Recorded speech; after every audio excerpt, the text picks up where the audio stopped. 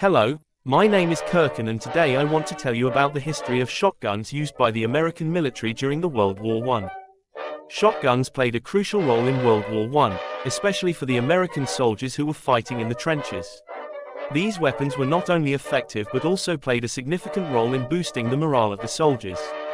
During the early days of the war, the American soldiers used various types of shotguns, including the Winchester Model 1897 and the Remington Model 10.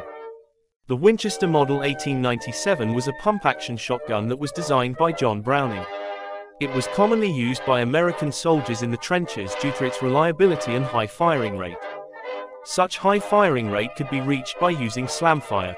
This feature was very common on early pump-action repeating shotguns. Guns like the Winchester 1893 and 1897 can both be slam-fired. So could the Ithaca 37, the Winchester Model 12, and many more. Simply hold the trigger down and work the pump. The weapon will fire as long as the gun has ammunition and the trigger is held down. One of the most famous American soldiers who used a shotgun during World War I was Sergeant Alvin York. He used a Winchester Model 1897 shotgun to take out several German soldiers and machine gun nests during the Meuse-Argonne offensive. On October 8, 1918, York participated in an attack on a German machine gun battalion.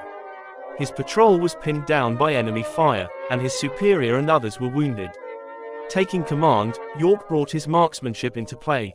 After he had killed more than a dozen Germans, York was charged by several of the enemy. He shot them all. At this point, the German officer surrendered his command of 90 men. As York marched them back to the American lines, he forced his prisoners to tell other Germans to surrender. York reached the lines with 132 prisoners. Sergeant York's actions earned him the Medal of Honor, and his use of a shotgun helped to highlight the importance of these weapons in the trenches. The use of shotguns by American soldiers during World War I was not without controversy, as some argued that they were too brutal and violated the rules of war. By the end of World War I, the Winchester Model 1897 pump-action shotgun had gained a nasty reputation across no man's land on the Western Front.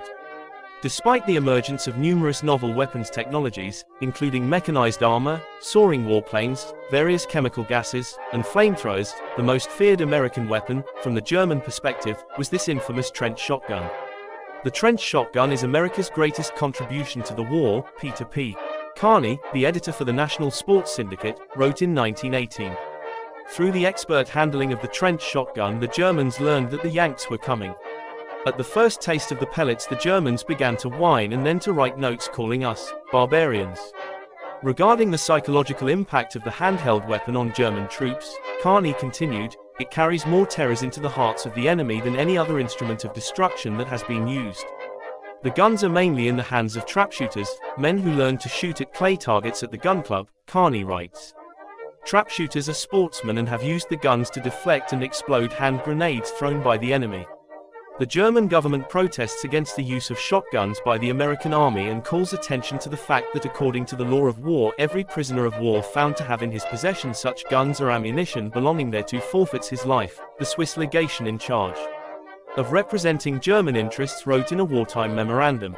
The German protest cited Article 23 of the Hague Conventions, which outlined the rules of warfare, claiming the trench shotgun caused unnecessary suffering. Although the German request successfully reached Washington, it was promptly ignored. Today, more than 100 years since the guns went silent on the Western Front, variations of the trench shotgun still remain within the US military's arsenal.